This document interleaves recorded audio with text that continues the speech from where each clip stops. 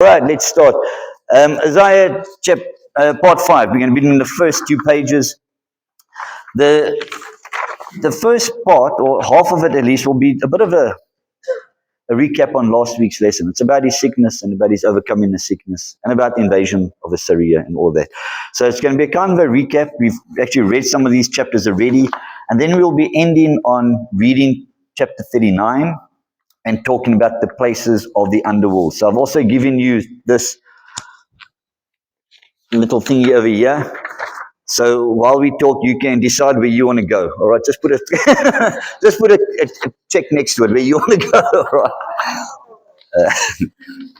We won't be going to any of those places, thank goodness. All right, so let's start with the lesson. Right at the top, we'll read through most of the lesson.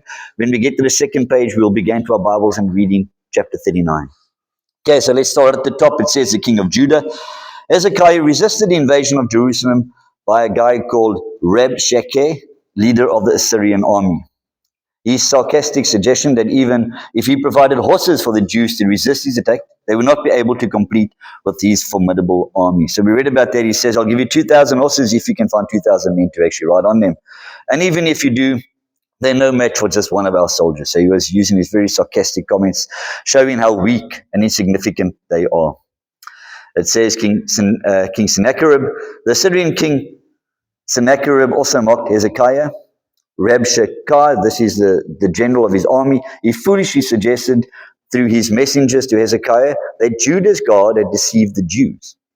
I said before, this is blasphemy. He says, thus you shall speak to Hezekiah, king of Judah, saying, do not let your God in whom you trust deceive you, saying, Jerusalem shall not be given into the hand of the king of Assyria. So obviously that is what the Jews were believing, that they would be delivered from the hands of the Syrians. But Hezekiah sent a message to them saying, don't believe those words of your God. That's all nonsense. That's all foolishness. Everybody has fallen to me, all the other cities. Your city, Jerusalem, will be next. It says, consider Galatians 6, verse 7. The Syrian king Sennacherib was assassinated by his own sons. We kind of read about that. He went back home. Do you remember what caused him to go back home? What or who defeated the Syrian army? An angel, one angel. Remember, one angel came and destroyed 185,000 of the Syrian army soldiers. And after that, obviously, then the king just packed up and went back home. I would have done the same. Right? So that's enough for me. I've seen enough. I'm out of here. So he went back home, and later on in his own temple of the god. Oh, did I forget the name? Anybody remember the god that he was worshipping? Roshek or something like that? Remember I told you about the plank that comes from the Noah's Ark? It's something like, I can't remember the name, it's something like Roshek or something like that. Yeah. He was in the temple of, let's say, the god Roshek, and he was assassinated by his 2 sons. All right. And that's the end of his reign. So then we carry on the story. It says the Lord saved Jerusalem from the Syrian invasion. They were going to conquer, they conquered all the other places. There was only Jerusalem left, but because of that one angel, they were delivered. The king and the Syrian army went back home and then left it at that. So Assyria would not conquer the southern kingdom of Judah and not conquer Jerusalem. That would be left for another empire. Anybody want to take a guess of what empire that would be? Babylon. Babylon, yeah. They were the next empire in line, and they had the opportunity then to conquer, and they did. And we'll get into that like in this lesson. The book of Isaiah is kind of like the prelude to Daniel. We're doing Daniel in our sermon series in church, talking about the Babylonian invasion, and then we're actually moving on to the Medo-Persian invasion, which is going to be this Sunday. This is a prelude to that. This is what happens before the Babylonians attack, leading up to the Babylonian invasion. So Isaiah and Daniel are 2 great books historically for us to understand the context of the Bible. All right, so let's look at his sickness. We spoke a bit about that last week. Also, Hezekiah's sickness and recovery. Isaiah visited the king with the message of doom. He said this in the first 3 verses of 38. In those days, Hezekiah was sick and near to death. Anybody remember what he had? What sickness was it? A boil, a tumor, or something like that. All right, a boil. That's what the Bible actually says here. Near to death. And Isaiah the prophet, the son of Amoz, went to him and said to him, thus saith the Lord, set your house in order, for you shall die and not live. Then Hezekiah turned his face towards the wall and prayed to the Lord and said, remember now, O Lord, I pray, how I've walked with you before you in truth and with a loyal heart, and have done what is good in your sight. And Hezekiah wept bitterly. And he was a good king. The long line of kings in Israel and Judah were real wicked kings, like Ahab and all the rest of the guys. Majority of and I think there were 20 kings in each province, in each kingdom that reigned. And majority of them were real wicked, evil, bad guys that led Israel astray to worship other idols. Hezekiah was really a good guy. And even at this, now God sends the prophet Isaiah to him and says, you're going to die. And he kind of feels a bit bad about that. He says, God, I followed you all my life and I've been pretty good, better than these other guys. So I think I deserve a second chance. I think God gives him a second chance. Not that we deserve God's grace or goodness. So don't look at that as, I don't, as I said before, we shouldn't do that. I mean, if we're sick, we shouldn't be pulling on God's heartstrings to heal us and stuff like that. We worship and love him and serve him because of who he is, not because of what he gives us or doesn't give us. All right. So, and even at this time, all Hezekiah done was pray. He was just a bit remorseful, and he said, God, this is kind of unfair, but I still love you and I still worship you. And because of that remorsefulness and repentantness, God actually did make him better. And it says this over the page, God answers prayer. Isaiah 38:4, and the word of the Lord came to Isaiah. It says Hezekiah is then promised 15 years extension to his life. God gave him a sign of a sundial, which is, in this case, a staircase that reflected the time of day by the shadow of the sun. We'll talk a little bit about that now. The sundial that is mentioned here was constructed in honor of Ahaz, King Hezekiah's father. All right, so let's just go a little bit back. Isaiah comes to Hezekiah and says, "Your days are numbered. You're out of here. You're going to die. You've got this boil. There's no coming back from this." As he leaves the palace, God sends him back again, because at that time Hezekiah was praying. God heard the prayer and wanted to extend his life. So then, as Isaiah walks out, God sends him back in. He goes back to Hezekiah and says, "Okay, you're not going to die no more. Just relax. Stop crying like a baby girl. You're going to live. You're going to live another 15 years." And then he wants to know what's the confirmation of this extension of his life. And that is that he will literally turn back the shadow of the sun. All right. And if you know what a sundial is, there's many of them still found in the old schools in PE and in very old heritage places. A sundial will basically be a thing like this. This pedestal part will be flat, and it will normally be in a circle. And then on there will be the times of the day. 12, 1, 2, 3, 4, 5. And then it's actually, and then above it, it's got a triangle kind of thing, like, if I can quickly use it like this. It's got a triangle thing on there. And then when the sun moves, the shadow of that triangle will face on the hour. So they'll make it, and then they'll obviously position it until they get the right time. They'll look, okay, it's 3 o'clock now, or back in those days, pull out their cell phones and say, okay, it's 3 pull out the iPhone, okay, it's 3 o'clock, and then turn the dial and say, okay, it's 3 o'clock. So that's kind of how it works here. And it's an ingenious way to tell time, I think. It's just mind-boggling to think that thousands of years before we had cell phones and watches, they already knew the time. So that's what a sundial was. And in this case, the father of Hezekiah, his name was Ahaz, he actually built a sundial, but it used the staircase. And it's the same story. It will be the stairs, and then as the sun moves over, the shadow of the stairs would move. And as the shadows move it, they'll know the time. The one step will be 3 o'clock, and then as it moves, 4 o'clock, 5 o'clock, 6 o'clock. And when the sun goes down, no more sundial. Why? Because you need the sun. All right, very important. They actually do things. They also have things called water dials and moon dials. Moon dials is basically the same idea, if there is obviously a full moon and enough to shine a shadow on. But the sundial is definitely only used during the day. So that was Ahaz's one, and you can read up a lot about the detail. Even that little thing kind of tells you a little bit about it. But the logistics of it is pretty simple. It just, as the sun shines, the shadow would tell you the time of day, just like a normal sundial. All right, and then what happened was, as the sun moved, it would be telling the time, 3 o'clock, 4 o'clock. The confirmation of his healing would be it would turn back. Literally, the sundial would turn back, therefore the sun would turn back in time. All right, and that was obviously unheard of, unprecedented, never ever happened before. And there's some astronomical and scientific proof that this actually did, in fact, happen. The scientists have looked back over all the years and found out that there's a period of time when the sun did go back 15 degrees or something like that. Or I don't know all the scientific details. But the bottom line is God made an amazing miracle take place with the sun moving back, and this was confirmation of his healing, that he would live another 50 years. All right. And then we move on to the next part. It says Hezekiah's testimony. It says, in gratitude to God for saving Jerusalem from an invasion and for his healing, Hezekiah praises the God of Judah. The 10 verses in chapter 38 talks about that. So he had this boil, And then God said he'll extend his life. How did God get rid of the boil? Remember? Figs. It was a poultice of figs. Yeah. Yeah, a paste of figs, put it on and you'll be healed. And I said before, yeah, that's kind of equating to us taking medicine. God will do the miracle work also, but if we take I was going to say grandpa, I hate grandpas. Take the panada for your headache and it will also work, all right? And what we can't do, God will do. So what the medicine will do its work, and then God will come in and do his work. So medicine was always used in the Old Testament, through the Bible times also. Not only God's miraculous work, it is all sometimes accompanied by medicine. All right, and then it says, the evil motives wrapped up in goodwill. It says, letters of goodwill for his recovery came from Babylon, including the gift. Hezekiah was flattered at such a gesture and welcomed the who? Babylonian delegation. So now, at the time, we wouldn't think too much of it. But now looking back with history, we know what the outcome of this would be. So this was like the beginning of the Babylonian invasion. So kind of if you at the time of reading that, there'd just be this nothing. It's just the Babylonians coming to visit. What's so bad about that? And now we look back at history and we know what destruction the Babylonians actually caused. So now what we're going to do, we're going to turn to our Bibles.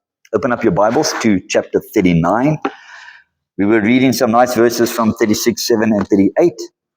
And as I said, we're only going to be doing the 39 today. So it's nice to read a couple of verses out of the Bible. It's not a big chapter.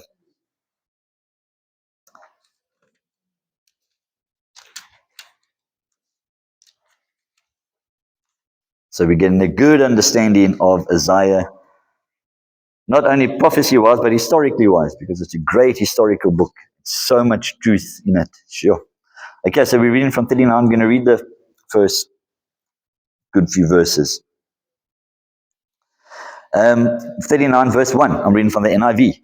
It says, at the time, a guy called Merodach Baladan, son of Baladan, king of Babylon. Those are so many consonants right here. Let me try and say that quick 5 times. Merodach Baladan, son of Baladan, king of Babylon. There we go, not too bad. Sent Hezekiah letters and a gift, because he had heard of his illness and recovery. So there was some rapport between the king of Jerusalem, Hezekiah, and the kings of Babylon. At that time, they were not enemies. They had a friendly rapport with one another. Hezekiah received the envoys gladly and showed them what was in his storehouses. This is where it all goes south. He shows them what is in his storehouses, the silver, the gold, the spices, the fine oil, and listen to this part, his entire armory and everything found among his treasures. There was nothing in his palace or all his kingdom that Hezekiah did not show them. So it's out of goodwill. He's doing this just because he likes the guys. Hey, see my palace, see what I've got. Not thinking of the consequences of that. Be careful who you let into your house. That's kind of the bottom line here. And don't open your fridge and cupboards to anybody in your house. They'll come back and steal. And then it says this, and Isaiah the prophet went to King Hezekiah. And I love this part. It's so like, he wants information, but he's asking very subtly. He says, what did those men say and where did they come from? Obviously, Isaiah knows, because he knows what's coming next. From a distant land, Hezekiah replied. They came to me from, Babylon. The prophet asked, and what did they see? Yeah, so Isaiah knows all the answers, but he's just asking, and what did you show them? What did they see? And he says this, they saw everything in my palace, Hezekiah said. There is nothing among my treasures that I did not show them. Not only the armory, all his treasures, all his gold and his silver. And he done this from a place of goodwill. It was no evil intent. He didn't think it would mean anything. He just thought he would show off a bit. And then it says this. Then Isaiah said to Hezekiah, hear the word of the Lord Almighty. The Lord there keeps Yahweh Shaddai in the Hebrew, Lord Almighty.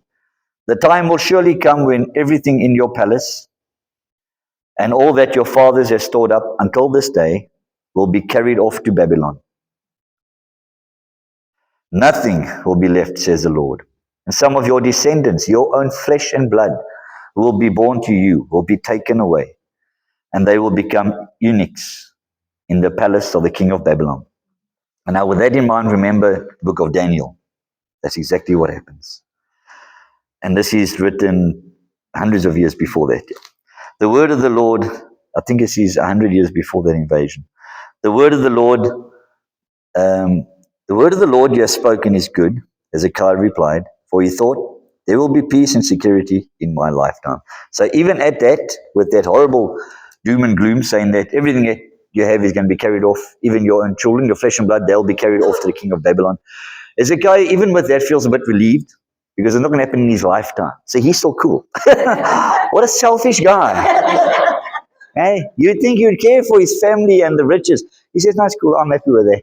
I'll be dead long time before that happens. Can't you believe the guy's attitude? So that last part really like throws it all off, but it's true. He will still live a good life, 15 more years.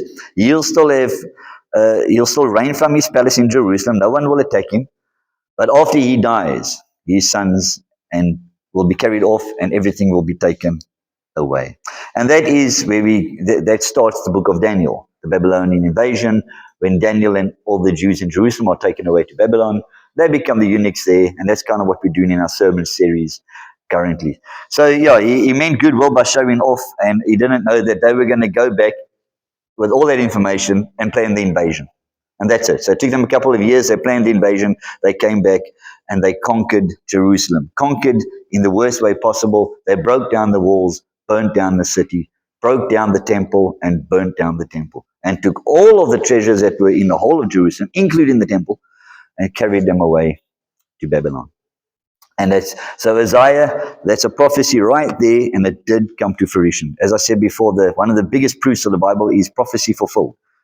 It says that, and we know that it's true and accurate and written before the time of the Babylonian invasion. And now we look back at history and we say, that's exactly what happened. So yeah, that's why I'm so excited about the Bible. When I read things like that, I get so excited and overwhelmed because I know that the Bible is just amazingly put together. All right, any questions so far? Because the last part we're going to finish on is basically with that drawing this drawing that I drew for you. Yes? Yes.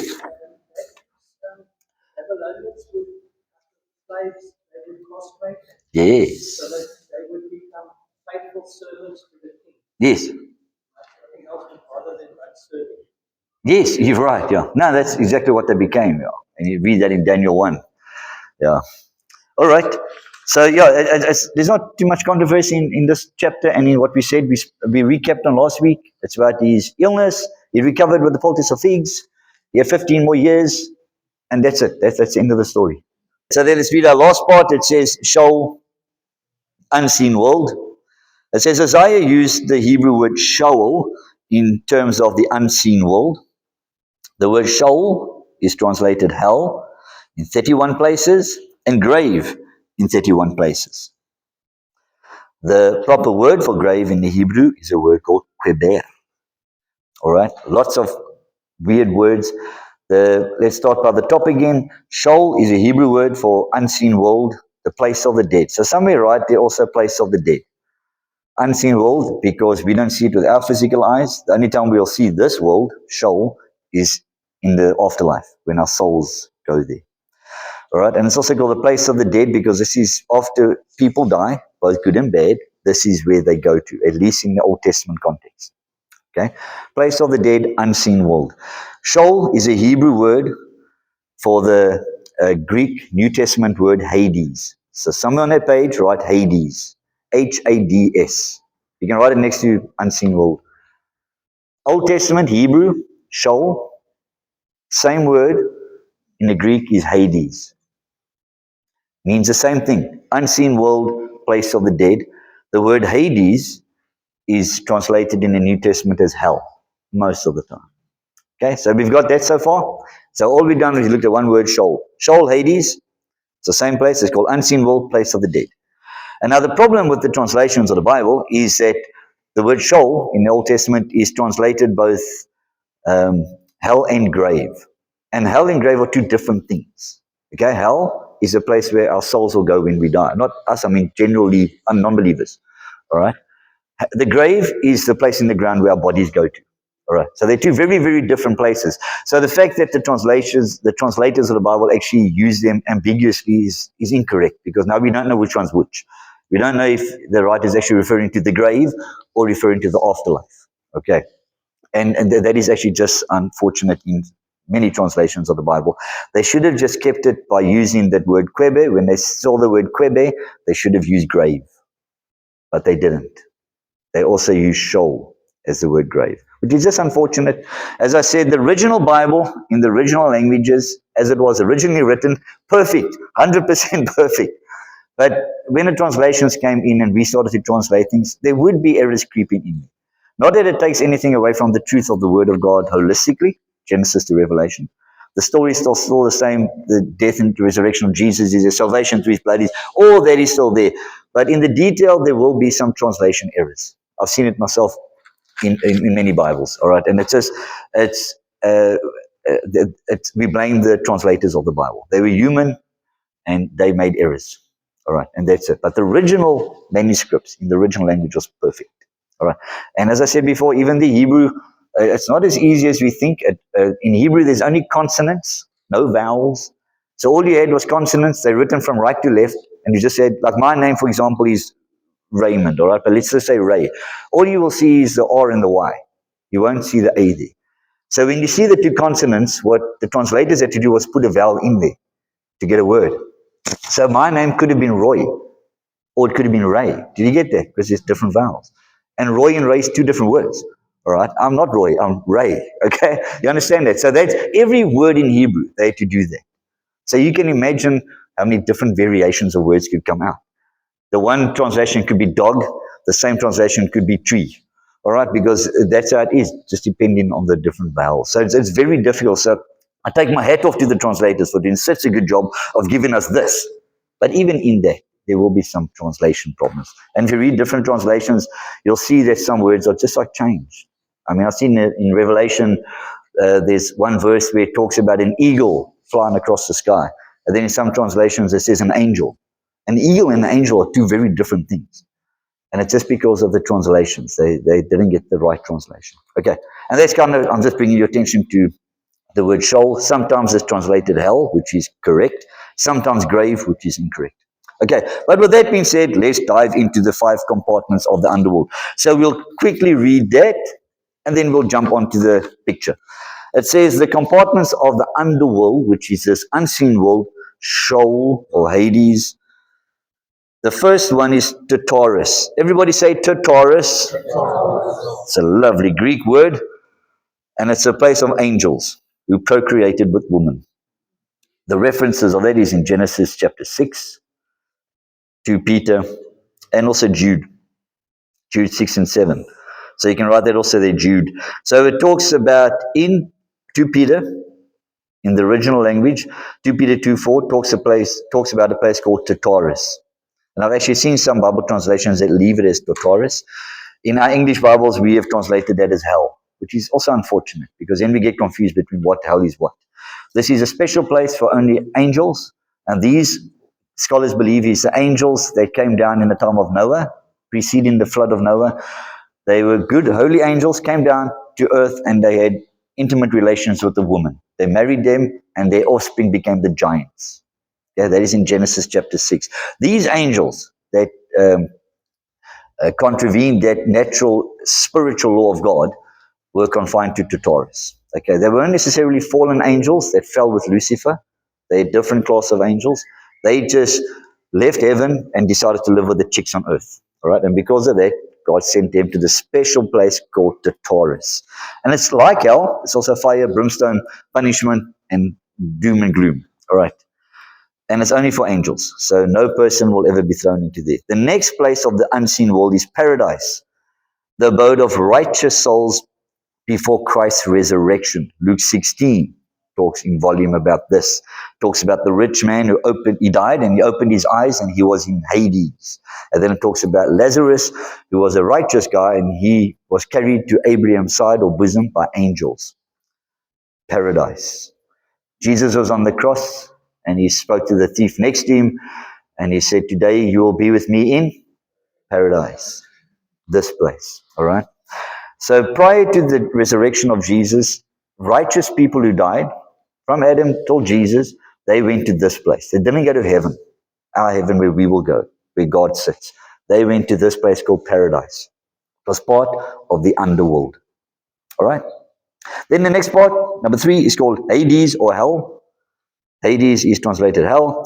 And this is a place very close to paradise. across the big gulf, and this is for non-believers. All right. So from the time of Adam until Jesus, all unrighteous souls went there, and after Jesus too. So today, if you don't believe in Jesus, and when you die, your soul, you will open up your eyes, and you will be in this place, hell or Hades. Okay. Also Luke 16. Then number 4 is the abyss or the bottomless pit. Translated like that in all Bibles. Some will be the abyss, some will be the bottomless pit. We believe it's the same place. And this is a place for demonic spirits only. So people won't go here, people don't come from here.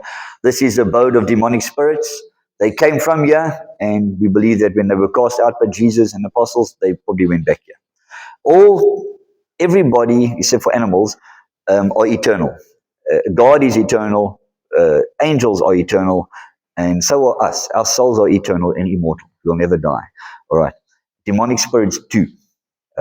Even Lucifer, he is immortal and eternal. He cannot, he will never be destroyed, like annihilated completely. All right, because it's impossible. We're all eternal beings, immortal beings. Even Lucifer will be eventually sent to the lake of fire. The page is Gehenna. Everyone say Gehenna. That's called the lake of fire. And we read about that in Revelation 20. The Antichrist and false prophet will be thrown into the lake of fire in Revelation 20. Matthew 10 also talks about, I think that's a verse that talks about Lucifer being thrown into the lake of fire. Gehenna is you can write next to the lake of fire, final hell. That's the way I like to understand it. Final hell. Number 3 is, I dare say the word temporary hell, because that also goes a bit of Catholic theology, which we'll debunk also. So currently, if you don't believe in Jesus, you'll go to number 3, hell. All right? It's a place in the underworld, in the spiritual realm.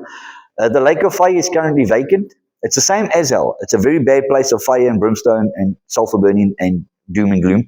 This is the final hell. So eventually, at the resurrection, God will take all the unrighteous souls from hell, number 3. You'll get the resurrected body, and they'll be cast into the lake of fire, the final hell.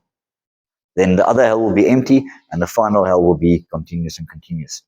Gehenna actually comes from, I can't think of the name now, but basically the idea of Gehenna, the word, comes from the valley of Hinnom. And this is a place in the Old Testament where the Jews, Israelites, used to actually sacrifice their children. They used to burn them on a fire to the false gods. Obviously, this was despicable, an abomination in the sight of God. So eventually, because of that, that place was eventually just disbanded. And even throughout the Bible times, it became a place where they burned waste and rubbish. So no one ever lived there. It was a place forsaken and cursed and condemned by God. And the only thing they'd done in this valley of Hinnom was burn the waste and dead carcasses and things like that. All right. And that is where the idea of the lake of fire comes from. And this is what Jesus speaks about in Matthew 10. When he speaks about the lake of fire, his image was this place outside of Jerusalem where they're burning the waste. And it's a perpetual fire that will burn forever and ever. And we see this even if you ride through Utenag Road. On the side of the road, people are always burning the refuse and stuff. Do you see that? And it's the same idea. This is what that place was. Gehenna in Jerusalem was a place where they used to burn all the refuse. And there used to be an ongoing perpetual fire burning all day and night while they used to continue burning all the refuse, all the waste, all the carcasses and all stuff like that. And this is the imagery that God or Jesus had when he spoke about the lake of fire. Okay, so that part's out of the way. Then we go down into the underworld. And as I said, we'll never see this place in our physical bodies. It's impossible. All right, we don't know where it is or how it looks. We just have inclination from the Bible that Hades and hell is in the heart of the earth, in the bottom of the earth, things like that. So there's lots of references to this area being below the earth. And that's as far as we know. Even that place, on earth, we have not even dug through that much of the earth yet, you know that. And as big as our oil rigs and all that stuff is, we haven't even touched the surface of that first line. So you can imagine how deep this is. I mean, the earth is big. So even if you dig for months and months, and I've seen YouTube videos of people digging and hearing the screams of hell, it's all rubbish. All right? We'll never ever get there. The only time we will get there if you're a non-believer, when you die. All right, so somewhere in the earth, we know that there's a place called the underworld. The middle part is right in the middle. It says the Great Gulf. So there's this great gulf, and on either side of the gulf, there's a place called hell or Hades. Number 3 on your list, on your lesson. This is where the unrighteous souls go to. All the people that have not acknowledged God or Jesus Christ will go here. Right? Still to this day. A bad place.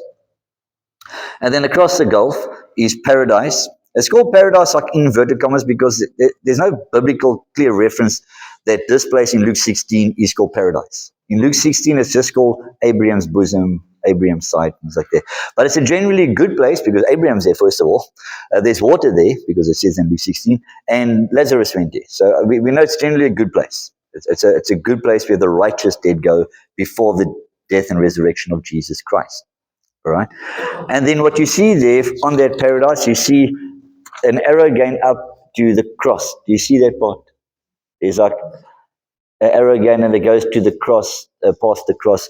And that, what it's showing there is that when Jesus Christ died, all right, there were 3 days when he was in the tomb, his body. Jesus himself went down to the underworld, to this place called Hades, and he fetched all these people, and he took them up to heaven. Yay! Hallelujah. All right. And there is actually references in the Bible. I don't know the exact verse, but in Ephesians, it talks about did Christ not ascend, and did he not also descend into the uttermost parts of the earth? And it also actually says that he descended into hell in some translations. So some people have taken that wrongly. They believe that Jesus Christ went to hell. That we burn. It's just ridiculous. Okay, you can't think like that. He did go to Hades, which is the place of paradise. So he went down. During those 3 days in the tomb, he went down here. He went and fetched all these people, and he took them up to heaven. Okay, and that is biblical because these evidences support that, and most scholars believe that today. All right, but in no way did Jesus go to hell. But they would have seen, like, the rich man could see. Yeah. They would have seen. I know. I was thinking about that while I was talking here. Yeah, remember they could see each other. It was a big gulf, but the rich man and Lazarus could see each other. So when Jesus came to fetch all these people, I can just imagine the people in hell. Hey, what's happening? What about us? What about us? And Jesus just waved. Bye bye. Yeah. So no, it must have been quite an event. Yeah. Okay, then right below the great gulf, you'll see the abyss or the bottomless pit, and we see the kraken there. Do you see the kraken? What do you think that picture represents? It looks like a 7-headed monster. Yeah, and that is found in Revelation, the 7-headed monster of Revelation. It comes out of the bottomless pit, or goes into the bottomless pit. Yeah, representing the devil, yeah. No, I don't think it's Apollyon here, because there's no description of how Apollyon looks.